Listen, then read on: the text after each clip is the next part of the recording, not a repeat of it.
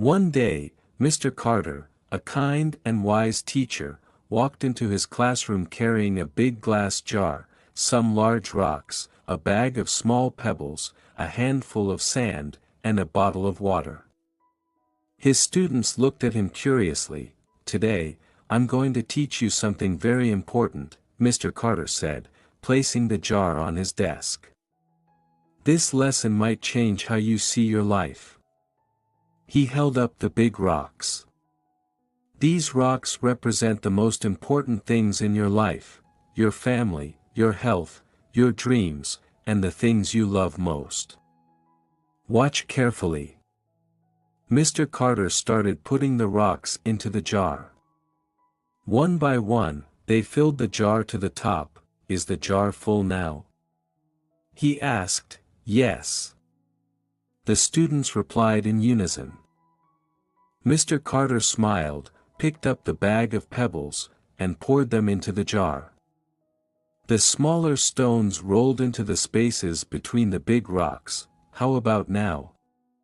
he asked. The students hesitated, but a few said, "Yes, now it's full." Next, he grabbed the sand and poured it into the jar. The tiny grains trickled down and filled the gaps between the rocks and pebbles. "Is it full now?" the students laughed. "Maybe not." Finally, Mr. Carter poured water into the jar. The water flowed through the sand, filling every little space. "Now it's full," he said. "But let me explain what this jar means." He pointed to the big rocks.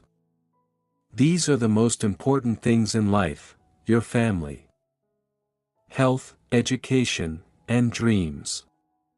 If you don't put these first, you'll never have room for them later. The pebbles," he continued, "are important but not as essential. They're things like your hobbies, friendships, and goals. They make life enjoyable, but they can't replace the big rocks. The sand is all the little things that don't matter much, like wasting time on things that won't help you grow. And the water? That's the distractions and noise of everyday life." Mr. Carter looked at his students. "If you fill your life with sand or water first, there'll be no space for the rocks. But if you focus on what truly matters, there's room for everything else." The class grew quiet, each student thinking about their own life. One boy raised his hand and asked, "So if we make time for the most important things first, everything else will fit?" Mr. Carter nodded. "That's right. Life is about what you choose to focus on. Always start with your big rocks." Moral of the story: the story teaches us to prioritize what truly matters in life: our family, health, dreams, and values. If we focus on these first, there will always be space for other things.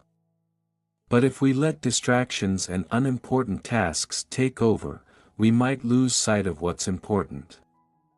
Always remember to start with your big rocks to live a meaningful and balanced life.